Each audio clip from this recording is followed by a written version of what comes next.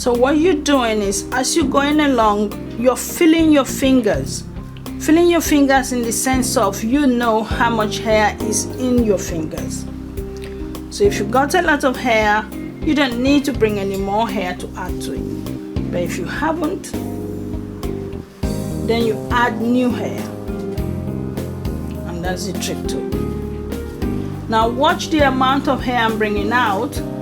That's my decision. You can decide to bring a lot of hair out, or you can decide to bring less hair out.